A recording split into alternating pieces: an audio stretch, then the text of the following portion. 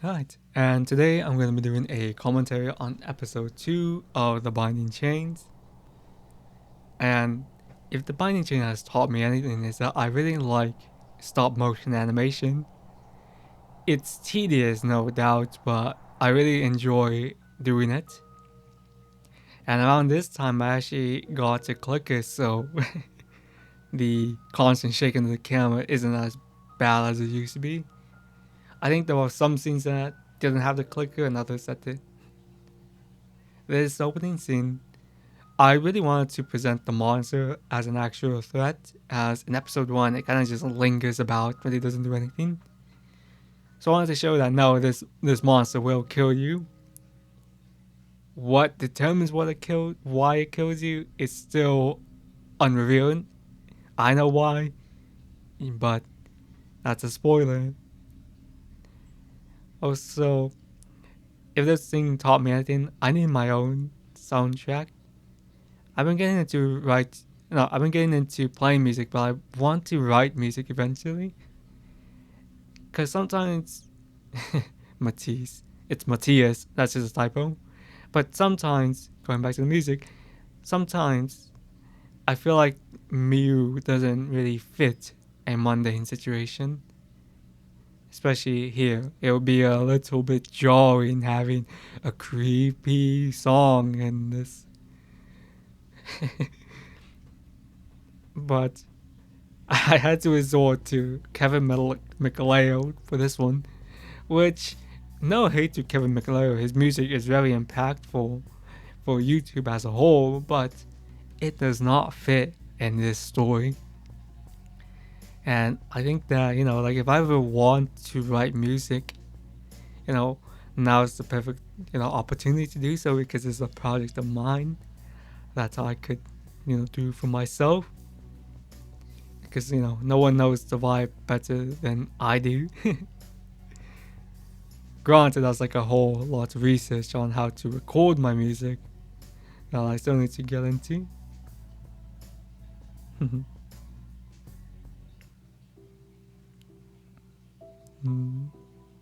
I really like this scene.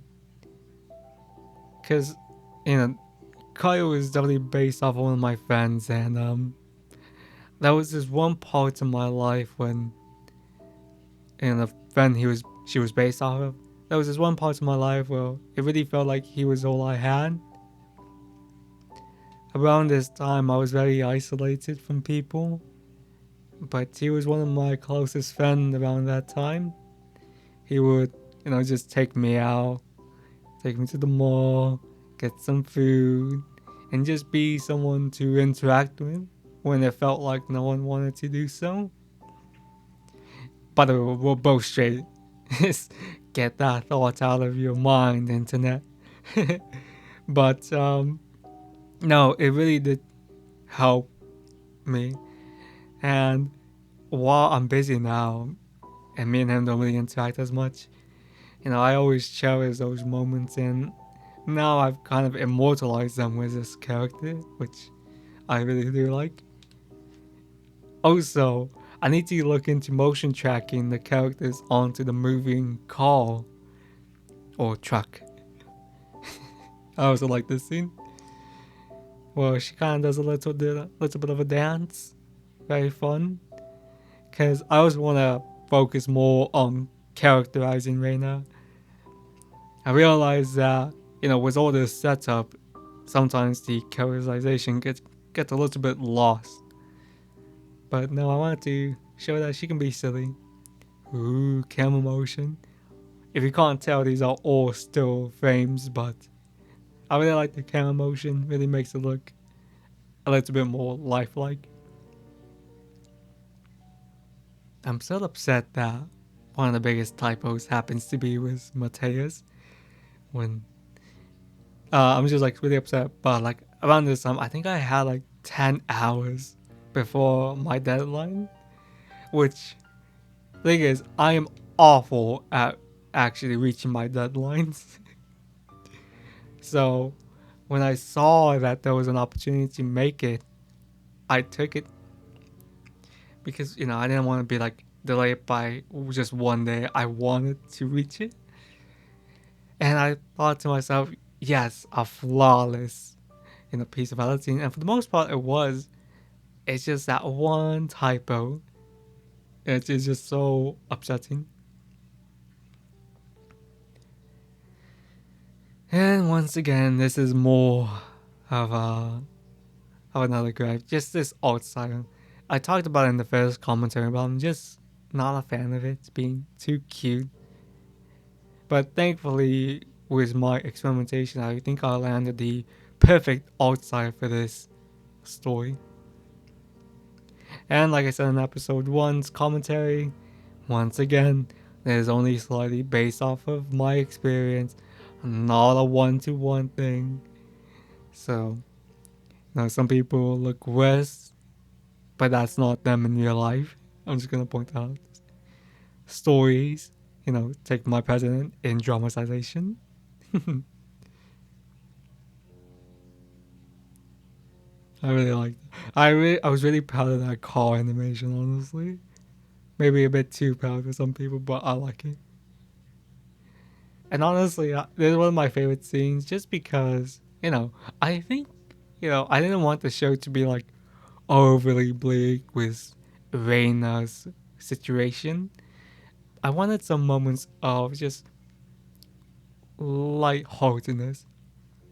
Ray Chiquita. I really like that Ray plush, honestly. That's kind of why I called her Reina, so she can be called Ray. Because I really like Ray Chiquita. But yeah, I wanted this to have moments of just wholesomeness. Because for as hard of a time as my life could be, I never like to present it as it was always a dog thing. There was always some moments where, I was really, really happy, even in my darkest periods. But the thing that always kept me from pursuing some more happier moments was the result of my own self-loathing nature. And ultimately, that's what the story is about. Like, it's a little bit of a spoiler, but ultimately, that's what the story is ultimately about. Is what can cause it and what it has of an effect on. Because, Reina, thinks that Kyle just pities her and that's why she wants to hang out. She couldn't wrap the idea that she just genuinely likes interacting with her.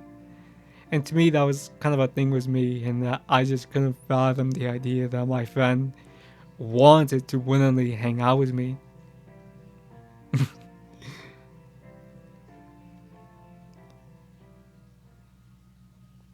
But I also wanted to remind people that yes, Reina is in danger of her own self, with the constant reminder of Lillian, the victim of the monster.